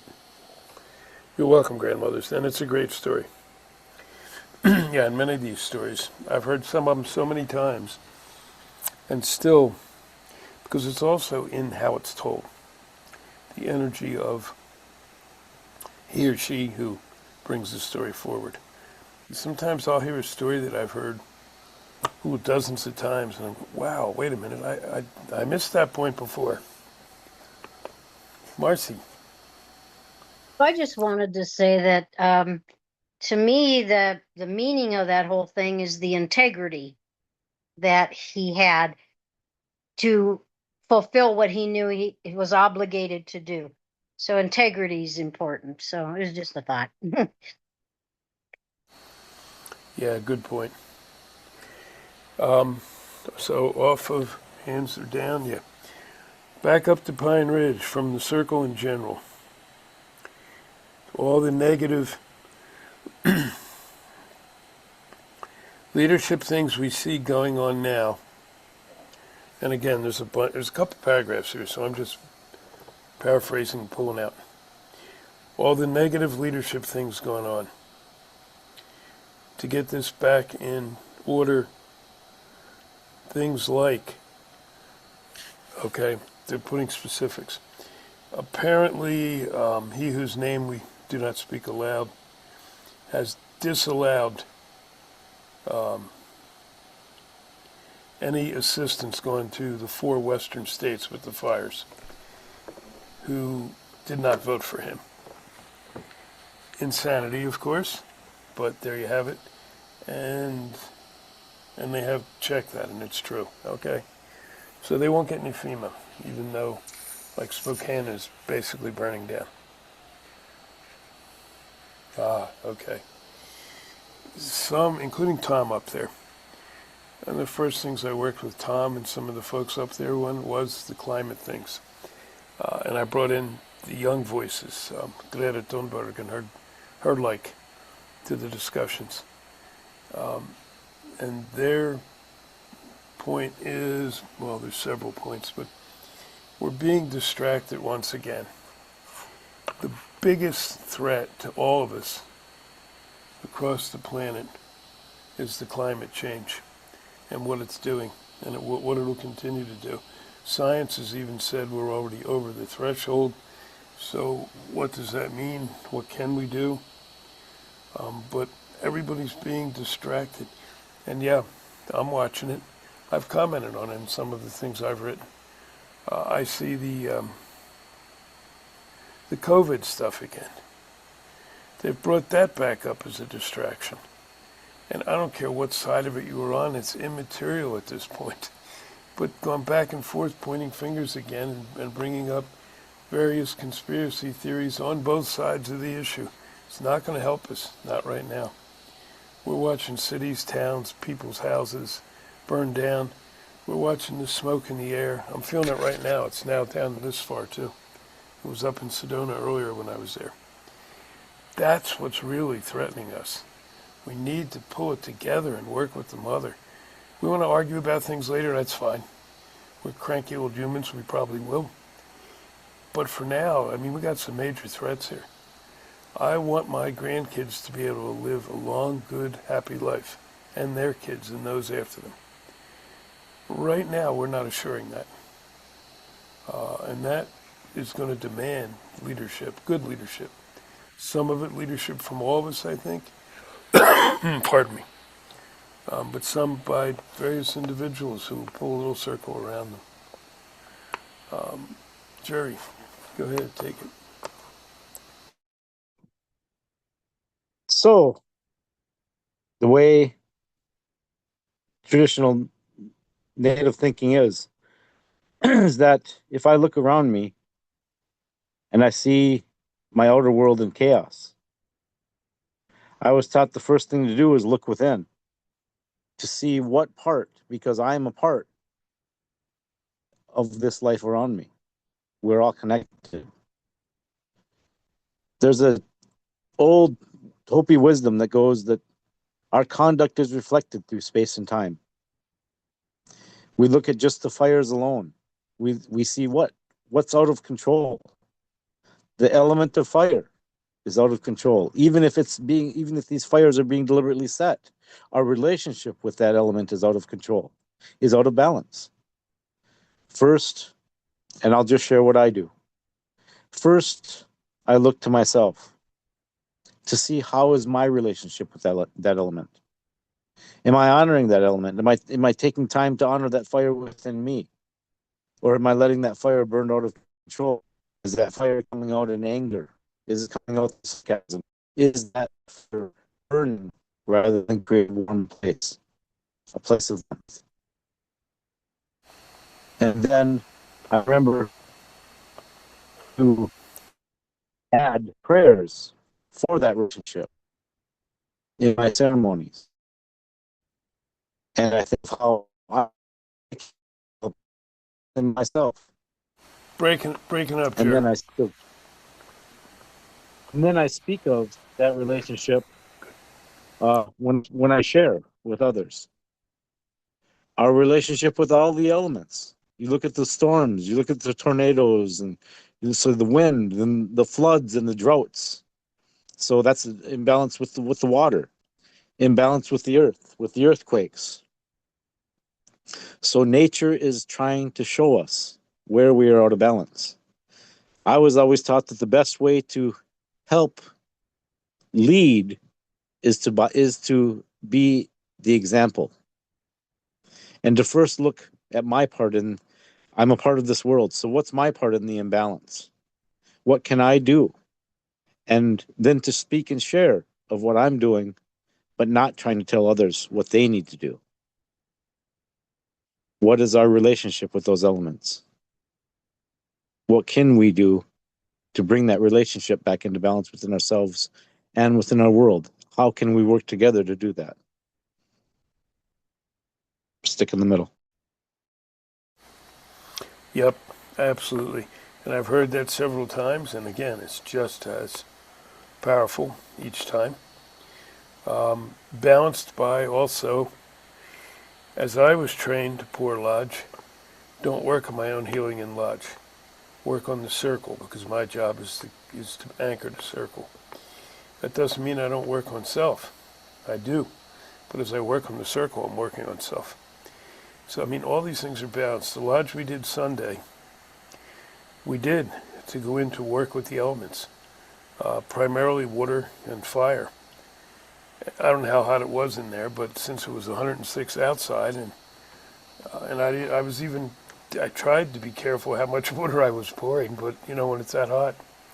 But we felt like we were in the fire, and we talked to the mother, we talked to the fire, we talked to the water, and several things came out of that, which I'll be sharing as we go along. But yeah, connecting with those elements.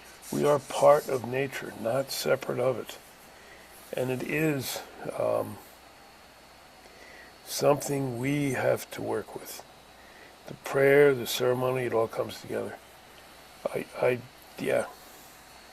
I went down again last night. Took off, I just had my bathing suit on, like I was going in the lodge. And then I dug a hole and stuck my feet in the hole and put dirt on top of it again. And boy, I'm telling you, it was just, I could feel everything, the trees around me, the lodge. I thought Robbie was here, but I guess not. Next time, Robbie, I'll announce it ahead of time. You'll have plenty of time to get here. But yeah, it's powerful to have all those elements. And yeah, you can't be how can you even give people advice on what to do if you haven't worked on yourself too? Yeah, good advice. Anybody else?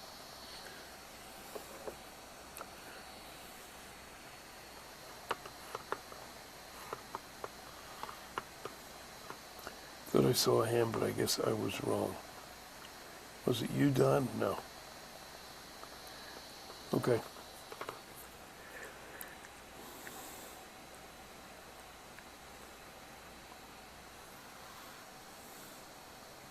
The grandmothers are saying, as we get older,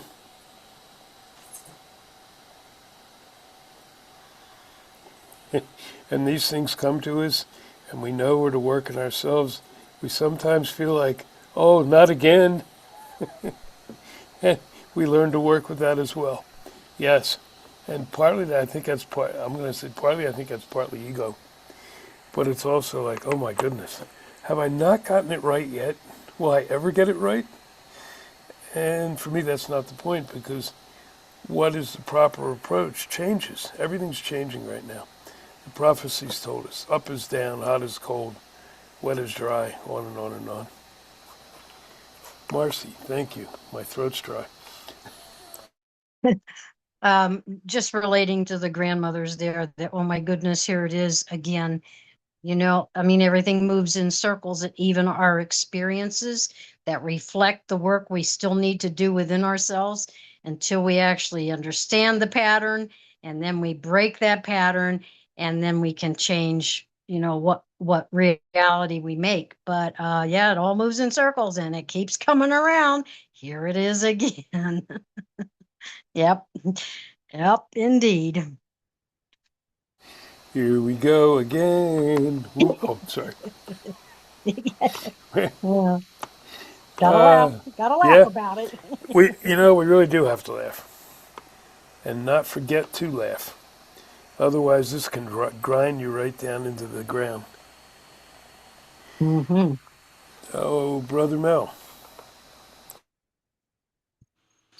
I agree. This whole night, listening to everything, it has been a constant evolution about change. I mean, think about everything. I've been sitting here just listening in between a couple of phone calls, but it's been a constant change in everything in the meetings that I'm seeing, and I know the people you're talking to in Europe and all. There's major shift coming right now. Financial systems, Japan, and all of that. We're probably going to see King Charles advocate his throne in the next few months, not years. Uh, there's a whole shift of financial system. I think the currency system and all that we have become accustomed to is getting ready to do a shift. And I can't say it's going to all be for good or it's all going to be for bad. But we've got to work as community. That word came up in this conversation tonight, and that has come up in some of my recent meetings with some of the people on the other side of the pond in relation to what they're doing. And focus is community. So the youth council and the grandmothers and all, they have community together and making sure that everyone is prepared as the ancients and always having their corn and all the other things that they need. We survive, period. Those in the city, it scares the hell out of me to think what's going to happen. And in between what happened in 2020 and all of that, that's to me reminds me of Prophecy Rock. And a bunch of them has taken that course. And so I believe in the next 2 to 3 years, we're going to see major, major changes. And the new earth is evolving. And we have to go through this cycle in order to take to the next level.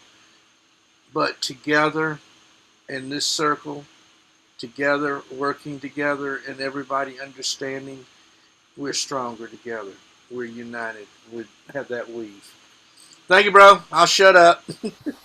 That's wonderful, Mel. Thank you. Yeah, the cities are. I have seen for a long time which cities were going to collapse, and one of them's right near me. It's Phoenix. Phoenix hit 120 the other day, and it could get hotter with everything going on. That's not sustainable. Several people died. Just couldn't take the heat. They weren't even out in it. They were inside. So that's going to stop. Here's a quick one from the grandmothers before I flip it to Don. This is interesting. I hadn't thought about this before. They're saying this is actually You're great. cutting out. Whoop.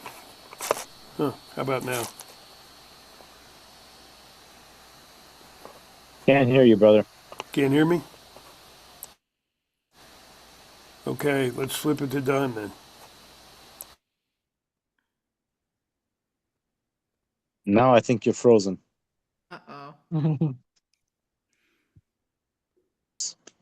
Often it it translated into those that were owned by the people, meaning that everything they did and everything they thought of first, second, and third had to be what the people needed, what the people wanted, not themselves. That's another definition of a leader. Jim, are you back yet, brother? I think so. I think I lost the signal and then I'm back. Thanks for Yeah. grabbing it. And I just have to jump in there because Mel, hands down, that evolution. Last week I shared Mm-hmm. the Jim's model. I kept hearing evolution. So his APEC model, when we add the E, we rearrange the letters. When you add evolution, it equals peace. That's true. That's good. Okay, I'll use that. Yeah, everything's just little bits and pieces. Nothing's complete. The piece that I was going to say from Grandmother Val, and then I'll get it back to Don. She was talking about how those of us who grew up, and we grew up about the same era, Russia and China were the two monsters. They were the two biggest, baddest, worst ones. They were the examples of negativity and darkness. And she's saying, and now, just look, it's Russia, Israel, and the U.S. are the three worst. That's not a good thought. However, if it forces us to move into that evolution that Mel's talking about, then that's what had to happen. I don't like being there. I don't like being part of what that's promoting. But I know it's working its way through.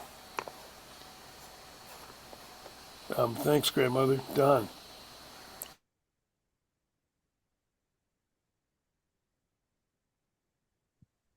There's that double mute thing. Yeah, a lot of great great stuff here, and I kind of brought in like Western philosophy, but on the other side of that is the Eastern thought, um, and all the First Nations thoughts, and when we really trace it back to um, our understanding, and it was even written in Western philosophy. Um, it was that spirit connection, right? That's really what drove us, our connection to each other, our um, recognition of our connection to everything else, and the particle, that they found, right? They called the God particle, the Higgs boson particle that binds us all together. So we talk a lot about circle, but it's so much more fantastical than a circle. It still evolves in circular momentum. I made hot chocolate earlier, and I noticed that after I let it sit for 5 minutes, because we put some supplements in there, that I had the circular pattern. There's always a circular pattern that forms on top, right? But it's also a coil, right? It's also um, centrifugal, and it's also centripetal, and so I think our concept of the circle, um, as we begin to work it, right, it becomes like those particles. It becomes like those sound designs that they make, in a sense, right? They move, And so our circle becomes connected to another circle, and so then it goes beyond that. It starts to look more like how the universal connections are that are but now being proved out in physics. I just love it when they say, "Oh God, we found this energy thing," and I'm thinking, "Yeah, my ancestors knew, and I knew," and so it's good to be validated, right? I mean, we're seeing so much validation of those things, and that's what we forgot, right? That's what we gave up when we flipped the switch over the course of history. I think communities now, Valerie very much talked about it, and then the aid not being given to the Western states, and that just makes me livid, as my grandmother would say. Um, but but that'll be part of the education because it's just the tip of the iceberg. I mean, really, my whole life I've believed I've been here for this day, this time that it's all going to break loose. It's going to break loose, and we're going to have to be dependent on each other, and that's so important. And the other thing is just the connection that I feel with all of you, but it goes beyond we all feel it, right? We all feel that connection, and I think it's continuing to Essentially expand no that, missiles. right? They're trying to rebuild Oh, something that's called, forget the name of the mountain. They're trying to rebuild another oh, mountain and to do refine. The story is to refine again. so so as we begin to shape ourselves and as we begin to form, it's going to be about community. It's going to be finding that that point where we're all connecting, and about just moving forward from that. Because as we see, the universe just keeps moving, and we are the universe. And so as we build that strength and as we remember who we are, and I watched this program last night, and it was kind of the ending of an Eastern philosophy thing that I was revisiting. And that's exactly what they said at the end. How did we forget? How did we forget this, right? And it came from ego, it came from poor leadership, that maybe just lots of different things. But that's where we're being pushed back to, and I believe that we're all here for the ride, and I believe it's going to continue to grow from us and from all the other groups that are out there. And some of it will happen because people will be forced to get together and learn how to do this again. So, talking stick in the center. I think you're right on, Don, except I don't think it's going to break free. It's breaking free. It's breaking into pieces in front of us right now. A lot of people can't see it, but if you really look, you'll see it's already crumbling. Yeah, it's just the tip. Yep. I mean, it Yep. is. It's That's right. happening, Yep. but it's the tip. It's like it's held together by spitballs right now. I remember as you were talking, I was seeing that old, can't remember what it was, the old movie, and Slim Pickens was in it. In the end, he's on the missile and he's gone down, riding the missile down. But it was, yeah, the same thing. Everything was about to blow up. And it's a good thing now, though. It's definitely a good thing. It's got to, we're almost burned to ash. I can't see much else that's going to burn. So, we can break it out, smooth it out, start building. We're building. It's what we're doing. We're near the end, so I just want to, okay, I just want to put in here before, yeah, and let's do that too, Melissa, and Marcy's there. We are the medicine. A couple of the folks asked me to mention Thursday mornings now are going to be the bear medicine mornings. So Standing Bear, videos, stories, things he had to say, and then discussion afterwards. I'll even try to come there once in a while. I don't know, at 5 o'clock just hurts. And I agreed to do two shows a month right now, and I think Melissa's doing one too. So there's going to be more collaboration back and forth between us all. Yes, absolutely. I'm going to be talking about the drama triangle starting on 9/11. So. Is that Steiner? Oh, sorry. No, Stephen Cartman. Oh, let's let Marcy hop in there first, and then we'll do you can take us out with that. I just wanted to add to Don when he was saying, how did we get here? The ego and blah, blah, blah. If Patriarchy. Big time. I meant to Patriarchy. mention that because what Melissa said about the feminine is so true, and I've believed that since I was a very young child. I'll just stop there. Yeah, never mind. Thanks. Yeah, I think you're absolutely right, but as the grandmothers have reminded me, if we were in the previous Earth, we'd be saying matriarchy, since since it's going back Yep. and forth each time. That's why we Pendulum, yeah. that's why we have to balance now. Mm-hmm. There's no more time for that. Our destructive capability has grown too much as a species, I think.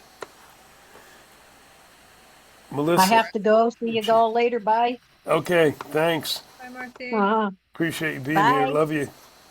Love you. Yeah, absolutely. And I think we've spoken about this for many weeks, the disconnection from the mother, right? Like once we got on that tractor, the industrial revolution, it just spiraled. So yeah. So I shuffled and I pulled the swan. Number 39. These are Jamie Sam's medicine cards. So number 39, the swan, the power of woman. Creator has a sense of humor. Yes, she does. Entering sacred space, touching future yet to come, bringing eternal grace. Little swan flew through the dream time looking for the future. She rested for a moment in the coolness of the pond, looking for a way to find the entry point to the future. This was a moment of confusion for Swan, as she knew that she had happened into the dream time by accident. This was her first flight alone, and she was a bit concerned by the dream time landscape. As Swan looked over, high above a sacred mountain, she saw the biggest swirling black hole she had ever seen. There are those black holes again, Chris.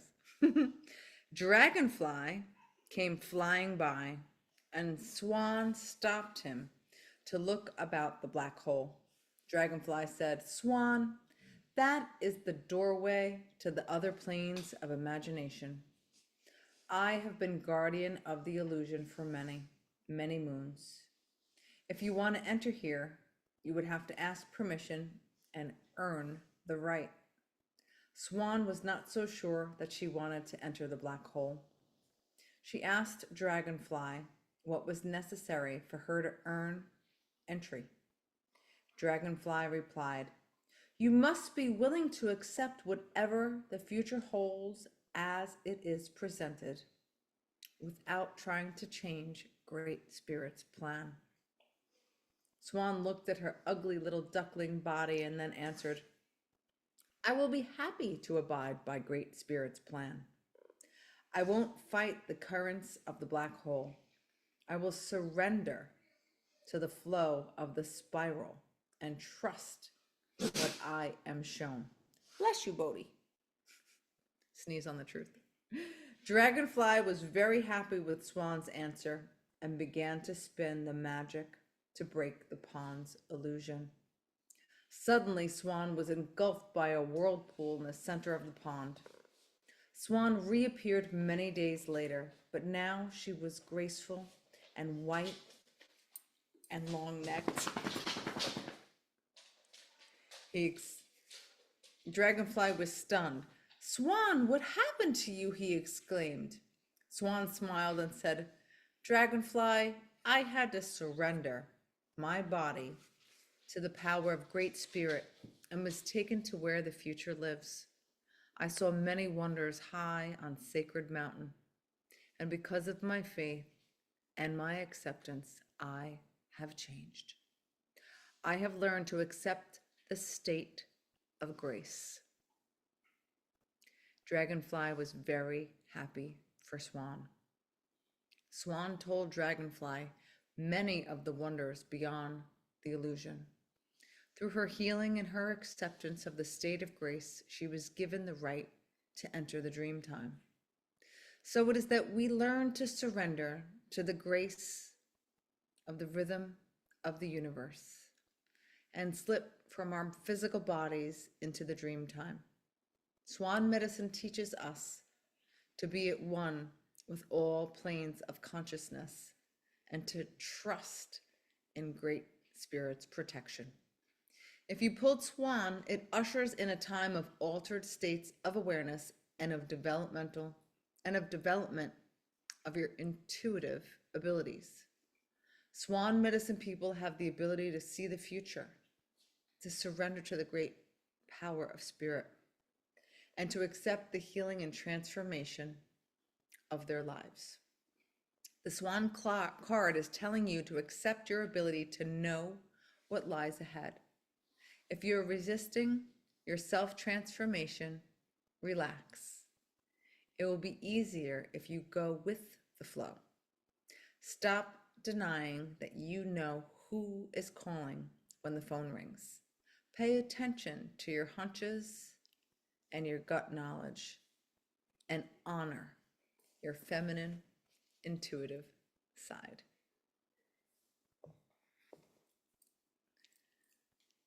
Thank you. So when we look for leadership, Thanks. the first place we need to look is the leadership of our spirit. Yep. Yep. The grandmothers were laughing, though, Melissa. They just wanted to remind us that swans can be very nasty and mean-tempered. So we got to watch how we handle them. Oh, boy, this was another. Okay, Mel, thank you, brother. Hope to see you tomorrow. Chantel, would you like to take us out with one of your prayers? Yes, I will. Great podcast as always. I was busy in and out with my son. We were outside and going back and forth, but very grateful for this circle. And thankful for all of yous.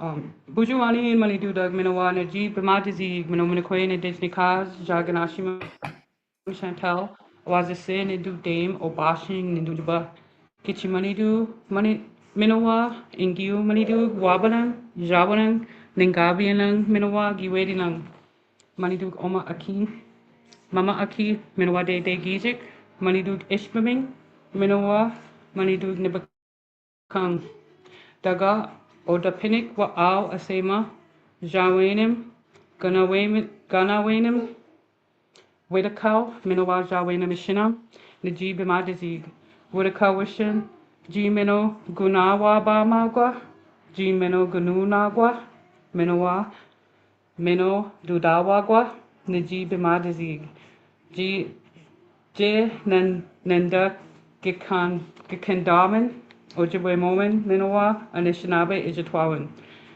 Chimi Gwich Gichi Manidu Chimi Gwich Manidu Ga Ganawain and Minagwa Chimi Gwich Noongum Ga Gijagak Chimi Gwich Ga Mizayang Mino Bamadaziwin Chimi Gwich Ga Gana Gago Ijichagayik Chimi Gwich Ga Gana Gago Ga Ojtuyik Daga Jane Wish Jana Jawain Mishinam Aya Wayang Najib Madazi. Neen Gi Minaji Duin. Neen Awin Minaji Duin. Gi Jawainaman Mit you, Miigwich, Minomanakwe. Hello, calling upon all spirits and my fellow living beings, the Great Spirit and those spirits in the east and the south and in the west and in the north. Spirits here on earth, Mother Earth and Father Sky. Spirits above, spirits of the waters. Please accept this tobacco to love them, have compassion for them, take care of them, help them, love us, my fellow living beings. Help me to look upon them well, to speak to them well, and to treat them well. My fellow living beings, help me to learn the Ojibwe Moan and my Anishinaabe culture. Thank you, Great Spirit, and the spirits who take care of us. Thank you for today. Thank you for giving us the good life. Thank you for everything you do, and thank you for everything you create. Please love us for who we are, my fellow living beings. I respect you. Together we respect each other. I love you. That's it, and thank you. Thanks, Chantel. You get stronger in that every week. It's beautiful. It's much appreciated. We'll go off with the youth council, who are thanking grandmother Melissa, and grandfather Jerry, because the stories give a beautiful place to sit in peace and and work through the teachings they're getting in the circle. It's a great point. I felt that way too. So we will try to remember that. Okay, thanks everybody. Have a great evening. Another great show. Thanks to the circle. Love you. Love you all. Love you. Love you all. Have a good night. Bye, fam. Love you.